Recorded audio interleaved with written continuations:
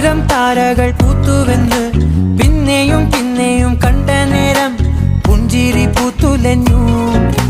കാണാതെ വയ്യെന്ന തോന്നലായി, കണ്ടിട്ടും കണ്ടിട്ടും പോരാറായി. തൊട്ടപ്പോൾ ആത്മാവിൽ തേൻ നിറഞ്ഞു, പൂ പോലെ നീ വിരിഞ്ഞു. ഉള്ളിൽ ഒളിച്ചൊരു മോഹമെല്ലാം കള്ളത്തരങ്ങളെ തുള്ളികളായി.